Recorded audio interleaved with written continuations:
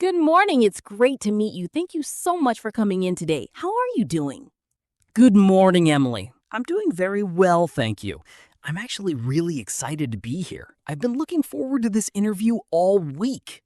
That's wonderful to hear. Let's start with something simple. Tell me a little bit about yourself and not just your work experience. I'd love to get a sense of who you are as a person. Of course, my name is David Martinez. I'm 26 years old and I'm from Spain.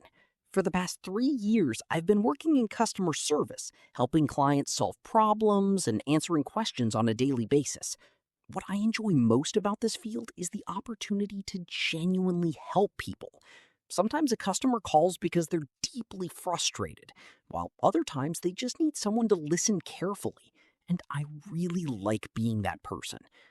Outside of work, I enjoy learning English, reading business books, hitting the gym, and spending quality time with my family. I always strive to improve myself, both personally and professionally. I really like that answer. Continuous learning is a value we deeply appreciate here. So let me ask you this. Why do you want to work in a call center specifically rather than another type of job? That's a great question. For me, it's about much more than just answering phone calls. Working in a call center teaches you incredibly valuable life skills. You learn how to communicate clearly, build patience, and solve complex problems under pressure, all while collaborating with people from completely different backgrounds. I believe those skills are useful in almost any career path. On top of that, I see this as a fantastic opportunity to sharpen my English by interacting with international customers and growing within the role. That's a very practical and mature way of looking at it. Now, let's play out a quick scenario. Imagine an angry customer calls you because they've already been transferred 3 times. The very first thing they say is, "This company has the worst customer service I've ever experienced." How would you handle that? First and foremost, I wouldn't take it personally. I understand that the customer's frustrated with the situation, not with me. I'd stay completely calm and let them vent and explain everything without interrupting. Once they finish speaking, I'd say something like, "I'm truly sorry you've had this experience today, and I completely understand why you're frustrated. Please let me do my absolute best to get this sorted out for you right now." I've noticed that people naturally calm down once they feel heard. Only after validating their feelings would I focus on finding a concrete solution. Exactly. Sometimes listening is way more important than talking. Have you ever had to deal with a particularly difficult customer in real life? Yes, quite a few times.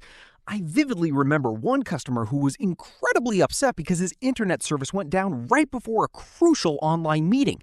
He was practically shouting over the phone. Instead of arguing or getting defensive, I listened closely and apologized sincerely for the massive inconvenience. I immediately pulled up his account, identified the technical issue, and managed to arrange for a technician to visit his home that very afternoon. By the end of the call, his tone had completely changed, and he even thanked me for my patience. That experience taught me that empathy can completely turn a conversation around. I couldn't agree more. Customer service is really about solving problems while making people feel respected. Moving on, I'd like to ask something a bit different. What would you say is your biggest weakness? In the past, I used to spend a bit too much time trying to make everything absolutely perfect because I wanted every single task to be flawless. Over time, however, I realized that efficiency is just as important as quality. Now, I focus on striking the right balance. While I still care deeply about delivering excellent work, I've learned how to manage my time much more effectively.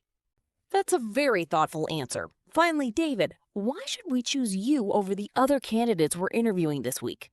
Because I believe I bring more than just technical skills to the table. I bring the right attitude. You can teach anyone how to use a software or follow a script, but traits like patience, respect, reliability, and a genuine drive to improve every day come from within. If I'm given the opportunity, I will work hard, learn quickly, and represent your company in the best possible light. Thank you, David. Those are all the questions I have for today. Before we wrap things up, do you have any questions for me? Yes, actually. I'd love to know more about the opportunities for professional growth within the company. I'm not just looking for a job. I'm really looking to build a long-term career here. I'm glad you asked. We actually invest heavily in training, leadership development, and internal promotions. In fact, many of our current supervisors started out right where you are, as customer service representatives. So there are definitely clear paths to grow here. That's wonderful to hear. Thank you again for your time, Emily. I truly appreciate the opportunity to speak with you today. It was a pleasure meeting you, David. We'll be in touch very soon. Have a wonderful day. Thank you, you too. Goodbye.